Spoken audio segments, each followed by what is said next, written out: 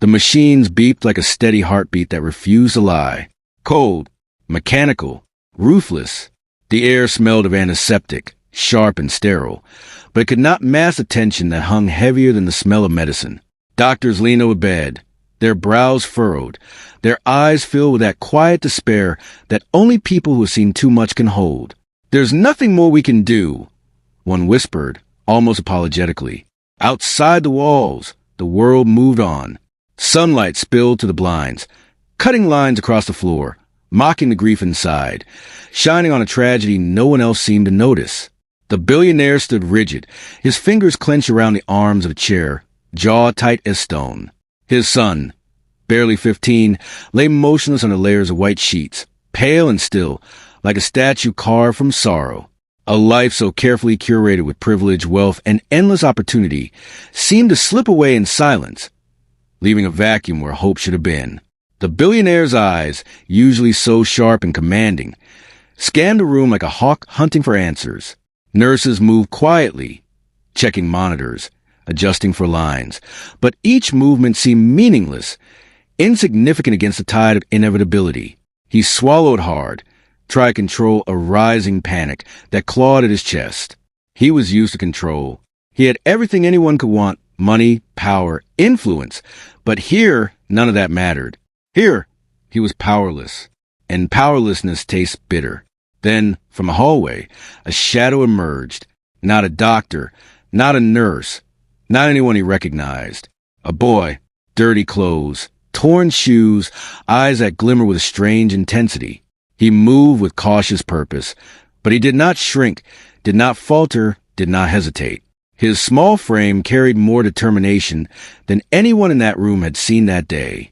"He's not gone," the boy said, his voice low, steady, but carrying a weight that made the doctor stop mid-motion. The billionaire's first reaction was disbelief, followed quickly by irritation. Who was this boy to speak? To challenge authority? To even stand here, in a place where only the trained, the powerful, the wealthy dare to tread? And yet, something in his gaze held a truth that could not be ignored.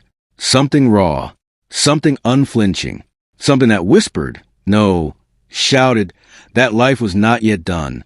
The room seemed to contract around him, the sterile walls pressing inward as tension coiled like a snake ready to strike. The billionaire felt anger flare up, hot and uncomfortable. How dare this nobody, the street child, insinuate himself into the sacred space of his son's life? And yet, buried deep under that anger, a spark of curiosity flickered. How could someone so small, so invisible to the world, carry so much courage? How could someone with nothing have so much conviction? The machines beeped on, relentless, a cruel reminder of time slipping away. The boy took another step forward. His eyes never left the child lying motionless on the bed. He bent slightly, placing a hand gently on the sheet, careful, reverent. He whispered something, a string of words too soft for machines to hear, but somehow the room felt the weight of them. The doctors exchanged glances. Confusion flickered across their faces. "He is just a kid," one of them muttered silently, but the silence that followed felt almost accusatory, as if even the air was aware that something profound was stirring. The billionaire's fists tightened. He wanted to order the boy out, to assert the authority that money had always guaranteed him. But he could not. There was something immovable in the boy's posture, something that could not be shifted by wealth, by status, by reason. The child was defying him, and the defiance was magnetic. It drew the eyes of everyone in the room, focused them on this singular act of quiet rebellion. For the first time that day, the billionaire felt a crack in his armor. Minutes passed, or was it hours? Time seemed suspended, hanging by the fragile thread of hope that refused to break. The boy remained at the bedside, small hands hovering as if he could cradle life itself. He refused to leave, refused to accept the verdict the world had handed down. Every second stretched. The beep of the monitors grew louder in the billionaire's ears, a drumbeat of inevitability, until a single beat punctuated the silence like a gunshot. And in that pause, the room shifted. The doctors, the nurses, even the billionaire, everyone felt it. Something had entered the air, something beyond medicine, beyond logic, something that could not be named, only felt. The boy spoke again, Quieter this time, almost a prayer, almost a command. His words were simple, but in their simplicity was a power that no money could buy. "You are still here," he said. "I won't let go." And somehow, the room held its breath. Even the machine seemed to pause, as if listening. The billionaire's face softened, though he would never admit it aloud. His anger battled with awe. He had faced many things, controlled many situations, ruled over countless people. But here, in the sterile ICU, a homeless boy had stolen the center of the stage. The rules he had relied on no longer applied. Authority had no meaning here. Only persistence, courage, and refusal mattered. The tension became unbearable. The billionaire took a step closer, his eyes searching for a weakness in the boy, a sign that he could be removed, dismissed, neutralized. There was none. The boy's gaze was unwavering, steady, defiant. It was a look that spoke of streets survived, nights endured, hunger resisted, and a life that had been forged without anyone's protection or wealth. It was a gaze that said, without words, "You cannot decide this fate. I can't walk away." Silence stretched. A nurse coughed. A monitor beeped. Outside, the sun continued its mockery, streaming through blinds, casting stripes of light over despair and determination alike. But inside that room, the world had shifted. The underdog, the boy who society had ignored, who everyone had overlooked, who had been invisible to the powerful, became the fulcrum on which hope now balanced. The billionaire felt it, though he fought it, though he resented it. He had never been this powerless in the presence of someone with nothing, and yet he could not turn away. Every second felt sacred, every movement deliberate. The boy whispered again, words almost lost in the beeping machines. "I am here. I will not leave." And in those words, the first seeds of change were planted. The sterile walls, the cold machines, the clinical certainty, all of it became secondary to the simple, unshakable act of refusing to accept defeat. Life had not ended. Not yet. And perhaps, in this moment, it never would. No one could speak. No one dared. The billionaire, the doctors, the nurses, all were witnesses to something larger than life itself. A confrontation between destiny and injustice, between the overlooked and the entitled. And the boy stood in the middle, small, fragile, yet impossibly strong. The ICU, usually a place of endings, became a stage for a quiet rebellion, a defiance that was invisible to the world outside, but monumental within these four walls. The machines continued their beeping, but they no longer dictated the rhythm. The rhythm was now set by courage, by hope, by refusal to give in. And in that stillness, that tension, the room, and perhaps the world, held its breath. Something was coming. Something no one could predict. Something that would challenge every assumption about life, power, and who deserves to fight for it. The homeless boy had arrived, uninvited, unacknowledged, and yet central to everything that mattered. This was no ordinary moment. This was destiny colliding with injustice, and no one could look away. The billionaire's anger simmered like coals ready to ignite. "Step aside," he barked, his voice slicing through the sterile hum of the ICU. The boy didn't flinch.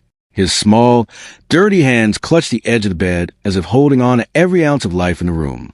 "I can help," the boy said, calm, unwavering. The words were simple, almost too simple, but they carried a weight no one in that room could dismiss. The staff exchanged nervous glances, laughter bubbling quietly at first, then cut off by the tension that tightened the air. "He's just a kid," a nurse muttered, almost to herself, her voice carrying a mix of disbelief and pity. "Homeless, hungry, nothing to offer here." But the boy did not step back. He did not retreat. He had learned early that the world would judge him before it listened. That judgment never defined him. He leaned closer, scanning the monitors, reading the charts with careful eyes, questioning the patterns he saw, quietly probing the doctors for answers they didn't know they had. Each day, he returned with the same determination. His persistence was quiet, almost invisible to those used authority, but relentless in its pressure. The billionaire's frustration grew, boiling under his skin. How could a street kid, someone who had nothing, think he could influence life and death? How could he claim to hold space where even the most learned doctors admitted defeat? Days turned into nights. The boy slept on the cold floor beside the hospital bed, refusing blankets, refusing comfort, refusing pity. Every crease of the floor pressed into his tired body. But he did not move. He wanted nothing more than to stay where the fragile pulse of hope hung in the balance. The sun remained motionless, pale, quiet. Family members whispered in hushed tones, their words fragile threads of anxiety, weaving through the heavy air. Every conversation was clipped with tension, every glance sharp with worry. The billionaire's hand trembled at the edge of the bed, a man enused of vulnerability, enused of being powerless. His son had always been protected, shielded by money and influence. But here, influence meant nothing. The boy leaned close to the motionless figure, speaking softly, whispering encouragement that sounded almost like a prayer. He told stories of the streets, of small victories and quiet persistence. He held the boy's hand gentle, unwavering. Even in silence, he carried a message. You are not alone and life is not over. And he refused to leave. He refused every attempt to push him aside. He did not flinch when the billionaire glared, did not break when the nurses whispered doubts. Each day was a test of endurance, and each day he passed. At night, the boy stood by the window, watching the city stretch in 1,000 lights below. The streets he had walked, the alleys that offered no warmth, flashed in his memory. Nights cold, meals scarce, faces cruel and dismissive. The hunger, the rejection, the endless struggle. He had known them all, and he had survived. He had learned one truth through every hardship, one truth that refused to leave him. No one has a right to claim a life before its time. He whispered to himself, a mantra that carried him through exhaustion, through ridicule, through doubt. Never walk away. The billionaire paced the room, restless, powerless, his wealth and status failing to provide solutions. Doctors moved around the bed, monitors glowing in the dim light, charts marked with despair. Every attempt to assert control failed. The boy's calm defiance grew stronger in contrast to the billionaire's fury. The child's faith in life, in action, in persistence, challenged everything the billionaire had believed about the world. He wanted to dismiss the boy, to reclaim authority, to remind everyone that power could not be denied. But in the boy's quiet courage, the billionaire saw a force he had never encountered. Time seemed endless, a slow march toward an unknown outcome. The boy continued his vigil, unwavering. He told stories, sang softly, and sometimes just sat in silence, allowing the rhythm of the machines to punctuate the weight of the waiting. He did not speak of fear, did not complain of fatigue. Each movement was deliberate, each gesture careful. The boy's presence became a new kind of heartbeat in the room, subtle but undeniable. The billionaire could not look away. His son's body was still fragile, still unresponsive, yet something shifted in the air. Then, one quiet morning it happened. A monitor beeped differently, a tiny, almost imperceptible flicker of a pulse. Doctors froze, eyes wide, disbelief etched into every line of their faces. One whispered, almost reverently, impossible. The billionaire's jaw dropped, his pride clashing with the awe settling in his chest. The boy stood silently, his hand still resting lightly on the bed, eyes calm, unshaken. His faith, his persistence, his refusal to leave had begun to bend reality in ways no one had thought possible. Tension gave way to awe, disbelief to hope. Every whispered doubt, every skeptical glance from the staff, now felt small against the weight of what was unfolding. The room vibrated with a quiet energy, impossible to ignore. Injustice, persistence, courage, all collided in this tiny, sterile room. The boy had refused to follow the rules, refused to accept authority, refused to acknowledge the limits of expectation. And yet, life, fragile and miraculous, responded. The billionaire stepped closer, hesitant, fear and admiration fighting for control in his chest. He reached toward his son, not touching the boy, but the moment itself was an acknowledgement. Even in wealth, even in power, he could not claim life. He could only witness it. The doctors murmured amongst themselves, rechecking monitors, brushing off errors that did not exist. The boy spoke softly again, words barely audible. He's not done yet. Not now. Not ever. Until we try. There was no arrogance in his voice, only certainty. The billionaire felt it deep in his chest, a pang of shame, a recognition that wealth, privilege, and authority were not enough to save his son. What mattered was persistence, belief, and courage, qualities he had never had to rely on, qualities he had dismissed in others. The room held a strange quiet after the pulse appeared, a reverence born not of religion, but of witnessing something greater than themselves. The boy remained at the bedside, steady as ever, a quiet anchor in a sea of fear and hope.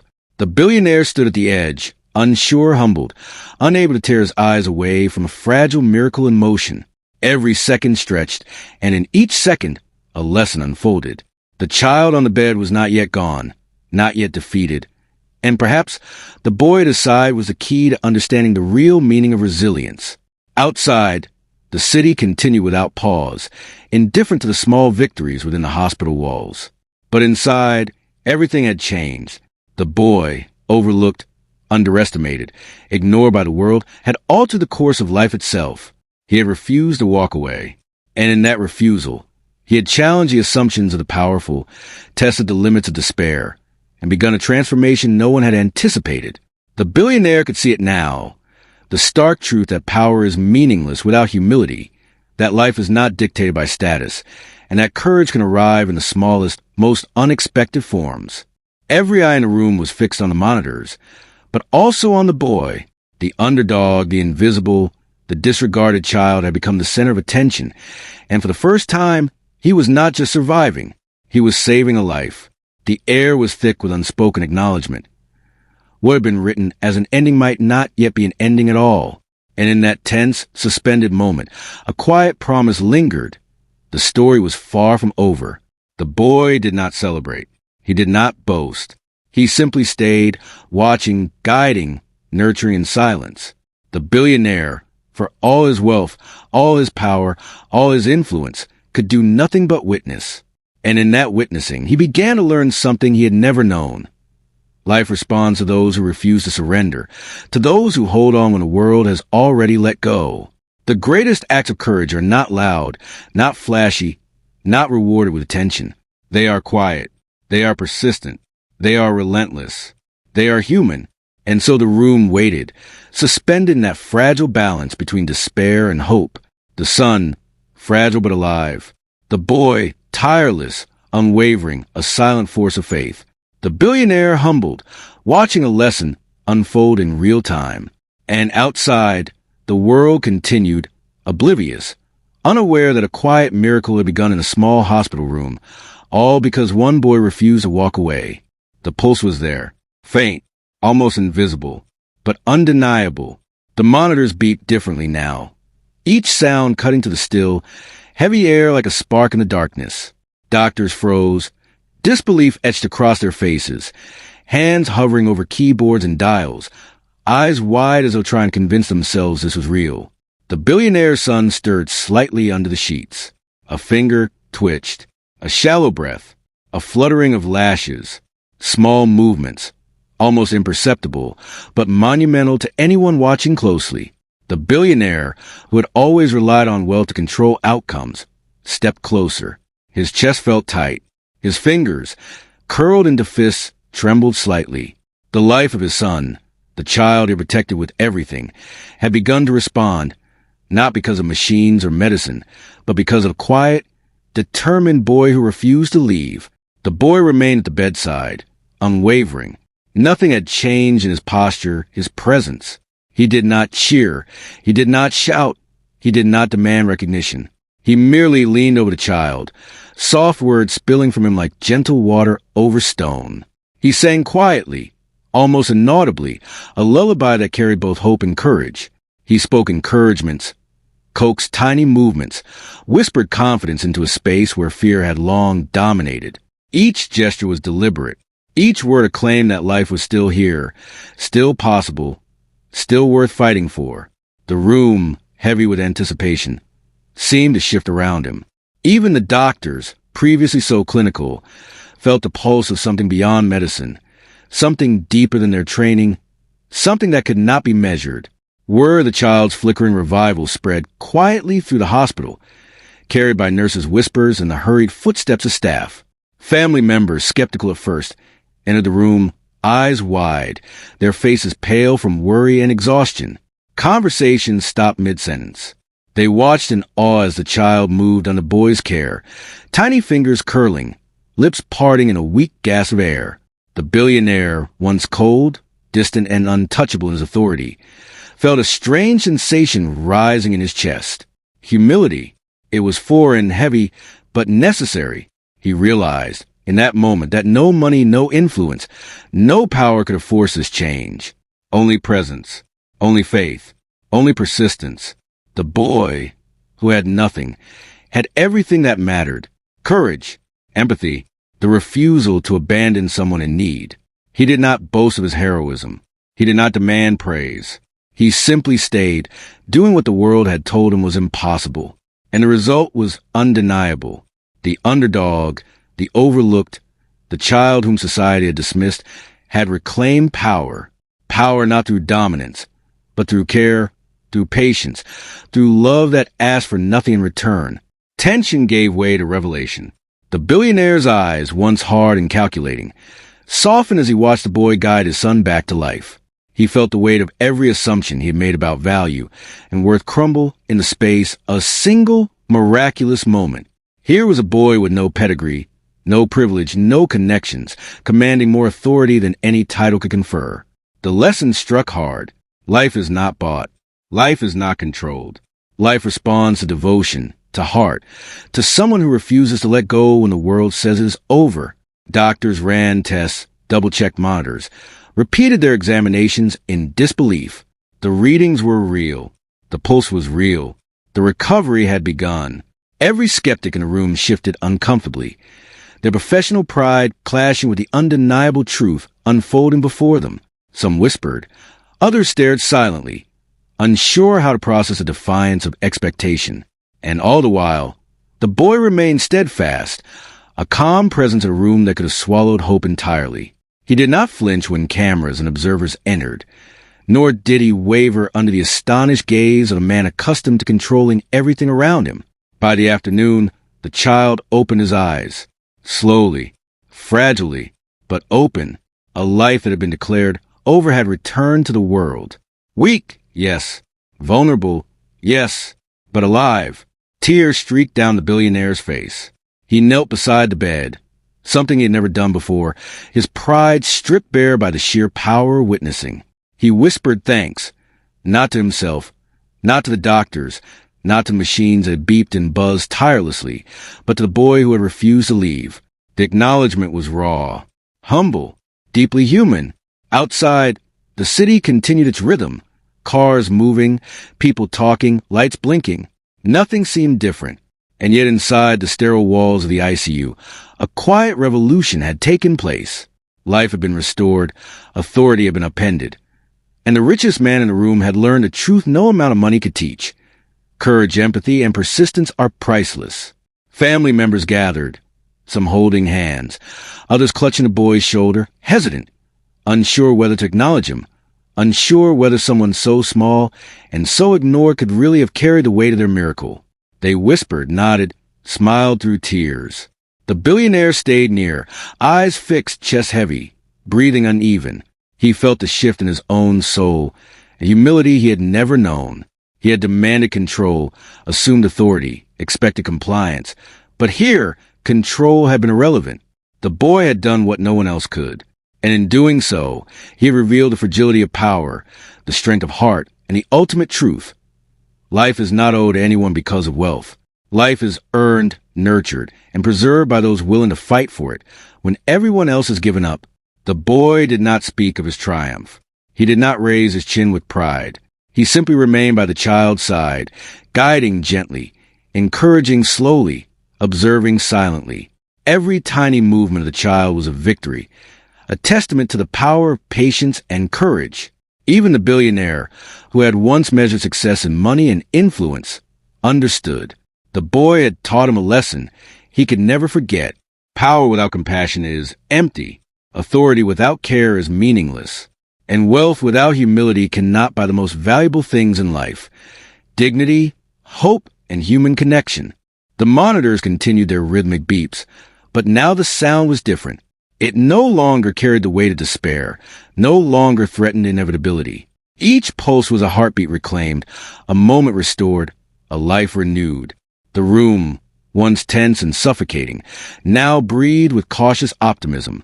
Doctors spoke softly among themselves, acknowledging the miracle without fully understanding it. The billionaire watched silently, the boy's quiet strength imprinting itself on his consciousness, forcing a reckoning he could not ignore. Even as the day drew to a close, the room remained charged. A transformation had occurred that went beyond the physical. The billionaire had learned to witness rather than control, to honor courage over authority, to recognize value in places society often overlooked. The boy, still humble, still silent, had shifted the balance of the room, the child's life, and the man's heart. Outside, the city remained unchanged, unaware of the quiet miracle inside. But within these walls, a new truth had taken root. The most profound changes come from unexpected sources, from the overlooked, the underestimated, the invisible. And as the afternoon light fell across the bed, illuminating the child's fragile but alive form, the billionaire knelt once more, not to assert authority, not to demand obedience, but to offer recognition, humility, and thanks. He had seen what courage could do.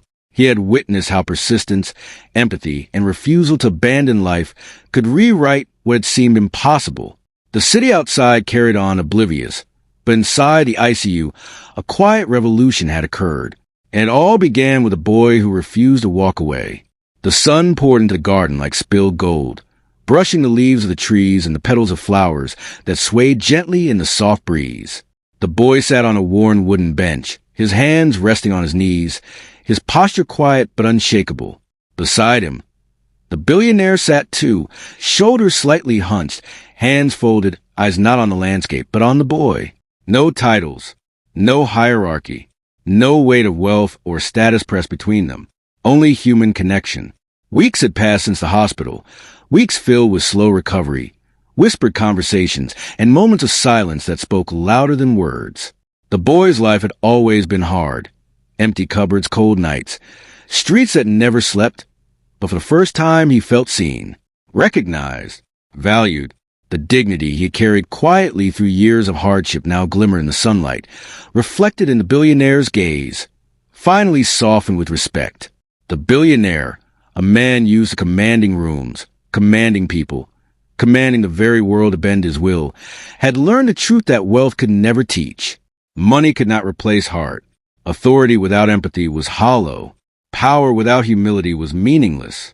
He had spent decades measuring influence, counting achievements, asserting dominance over others, but none of it had mattered in the sterile hospital room.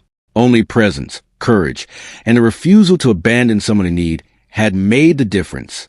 And here in the garden, the lesson settled into him like a stone placed carefully in a river. It would not be washed away. The son had recovered fully. His laughter, tentative at first, now filled the house, replacing the sterile beeps and hushed whispers of uncertainty. The family, once consumed by the habits of wealth and control, began to see the world differently. They watched the boy, the one who had refused to leave, who had stayed when no one else believed, and they understood something they had long ignored. Investment in life is not measured by money, but by care, attention, and courage. They began to give not just in wealth, but in kindness, in presence, in recognition of those overlooked and underestimated. Each act small, quiet, deliberate, like the boy who had taught them all what it meant to fight for life itself. The boy spoke little. He did not seek praise. He had long learned that the quietest acts often carry the most power. A gentle hand on his shoulder, a whispered encouragement, a refusal to turn away. These were the currencies he had spent to change a life. And now, they were recognized not by accolades, not by certificates, but by the transformed gaze of those who had once been too busy, too distracted, too entitled to notice. Dignity, he reminded them, was not given. It was earned, not in grand gestures, but in persistence, in bravery, in simple acts done when no one is watching. The billionaire looked at him now, eyes tracing the lines of his face, the dirt still clinging faintly to his hands, the quiet strength radiating from his posture. There was awe there, yes, but also humility, A man who had never knelt before anyone now lowered himself slightly in silent reverence. He had witnessed a truth beyond power and privilege. The real measure of a person is how they act when the world has nothing to offer them and everything to take away. The boy, who had nothing, had saved a life. And in doing so, he had taught a family, a wealthy patriarch, a world blinded by status, the true value of humanity. The air in the garden seemed to pulse with possibility. Birds called softly. Their voices carried across the benches and flower beds. The breeze nudged the leaves as if nature itself acknowledged the change that had come. The billionaire reached out, almost tentatively, to touch the boy's hand. The boy looked up, eyes steady, calm, understanding the weight of what had passed between them without a word spoken. And in that gesture, something shifted, unspoken but profound. Respect had replaced authority, empathy had replaced control, and recognition had replaced judgment. The family watched, still adjusting to the new balance of power, still processing the reality that the most unlikely hero had emerged from the shadows of society's neglect.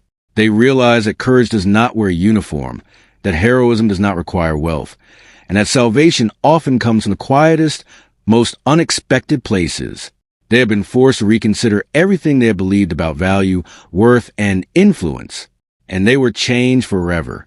The boy stood slowly, brushing dust from his jeans, looking at the recovering son who now sat on the grass, laughing softly at something the younger child had said. The billionaire rose as well, and for the first time they met eye to eye, not as adult and child, not as powerful and powerless, but as human beings bound together by a shared experience of life saved, courage rewarded, and dignity honored. Words were unnecessary. The lessons had been spoken in whispers, in patience, in persistence, in refusal to leave when the world had already given up. The garden held a quiet serenity, a stillness that demanded attention. Every flower, every blade of grass seemed to listen. The sun dipped slightly lower, bathing the scene in amber light. It was as if the world itself paused to recognize the transformation that had occurred within these walls, within this family, and within the heart of a boy who had refused to walk away. The billionaire, once a man defined by title and wealth, now understood that the real currency in life is heart, that the true measure of power is empathy, and that humanity cannot be purchased. It must be practiced. The moral settled gently but firmly over everyone present. Never underestimate the powerless. Never dismiss the quiet or invisible. Life is full of unexpected heroes, and salvation sometimes arrives in the most unlikely places. One boy, homeless, ignored, and overlooked, had reminded them all that dignity is not given. It is earned, and it is earned in quiet bravery, in small, consistent acts of courage, in refusing to abandon life when the world is already turned away. It is in these moments, unnoticed by most, that the soul of humanity is revealed. The billionaire watched the boy walk toward the edge of the garden, eyes scanning the horizon, shoulders squared with quiet confidence. He had no titles here, no demands, no expectation of reward. Yet everything he had done had changed everything for everyone in this space. The family followed his gaze, seeing not just a child, but a symbol of what it means to act with heart when no one else believes, to fight with courage when the odds are stacked impossibly high, to honor life even when it is inconvenient, uncomfortable, or invisible. The son, now healthy and laughing, ran forward, hands outstretched, pulling the boy into a hug. For the first time, the boy allowed himself a small smile, one that carried the weight of everything he had endured and everything he had accomplished. The billionaire stepped back slightly, observing, absorbing, understanding. The garden had become a place of revelation, a place of quiet redemption, a place where the invisible became visible, where the underestimated became essential, and where the impossible became real. Outside, the city hummed with its usual chaos, unaware of the quiet miracle that had taken place within this small garden. But inside, hearts had shifted, perspectives had changed, values had been rewritten, and one boy, who had nothing but courage and persistence, had taught everyone present the most profound lesson imaginable. The world is not about status, not about money, not about control. It is about humanity, compassion, recognition, dignity. And as the sun continued its slow descent, casting long shadows over the garden, the billionaire finally spoke aloud, not as a man of wealth or power, but as a human being humbled and transformed. "Thank you," he said, "not for miracle alone, but for the lesson, for the courage, for the heart." The boy nodded, a quiet acknowledgement, and in that nod lay the truth of everything that had happened. One small, unseen life had altered the course of many others. One quiet act of bravery had revealed the soul of humanity, and that lesson, once learned, would last a lifetime.